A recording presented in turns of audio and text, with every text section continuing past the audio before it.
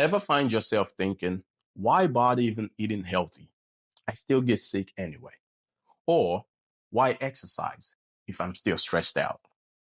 Here's what's shocking. 73% of people abandon their healthy habits within 3 months of starting.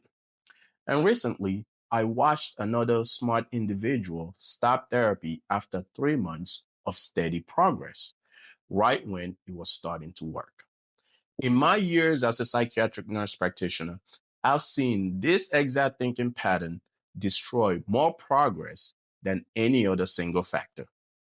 I'll use a thinking error called the Doorman Fallacy to explain why I think this keeps happening. So, in the next few minutes, I'll show you what this fallacy looks like, why smart individuals fall for it, and the simple mindset shift that can save you months of unnecessary suffering. So let's get into it. I've watched motivated, intelligent people spiral back into depression and anxiety, not because nothing was working, but because they abandoned the very tools that were slowly rebuilding their lives. They don't just give up on their healthy habits. It's like they quit on their future selves, giving up on the fight to be more resilient. Let me tell you about Sarah. And Sarah is a fictional patient that I've made up that is a compilation of a lot of different traits from different patients. She's a marketing executive who came to me drowning in anxiety. She'd been doing everything right for 4 months. Therapy weekly, taking medications as prescribed, exercising, meditating daily. And then one day she had a panic attack at work during a meeting.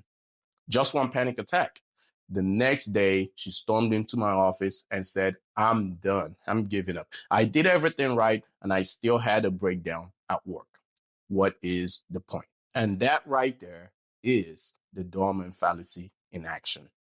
Here's how I explained it to her. Imagine living in an apartment building with a doorman. Does he stop every single break-in attempt? No. But he makes your building significantly safer overall. He deters most problems, discourages wanderers, catches issues early, opens the door for people, and he just overall creates a real sense of protection. You wouldn't fire him just because he wasn't perfect and stopped every single issue, would you?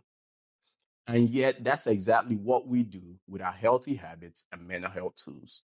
Therapy, medication, exercise, sleep, meditation, none of them make you invincible. But together, they are your personal security team, quietly deflecting problems that you never even might notice. So here's the truth that changed Sarah's perspective. Healthy habits, mental health tools, they're not about perfection. It's about stacking protections. Maybe therapy might reduce your anxiety by 40%. Perhaps medication decreases your panic attacks by 20%. Regular exercise might boost your energy. Sleep sharpens your focus. Cutting out THC and alcohol might decrease impulsive decisions. Better nutrition stabilizes your mood throughout the day, and the list goes on and on. None of these habits are perfect by themselves, but together they create real lasting change. Each tool is a doorman guarding your health and your future, and you shouldn't fire them for not being perfect. Remember, mental health, self-improvement, self-optimization, however you want to look at it, isn't about finding one perfect solution. It's about stacking protections. Those small daily actions, therapy, medication, exercise, sleep, they're not supposed to make you invincible. They make you more resilient through multiple avenues of protection. So the next time you catch yourself thinking, if it doesn't fix everything, why bother? Remember the Doorman fallacy. What doorman have you fired that you need to rehire right now? Respond in the comments and tell us what brought you back to those habits, because your future self is always counting on those small protections to be more resilient. All right. Thank you for listening. Share with someone else who you think will benefit from it. Catch you in the next video.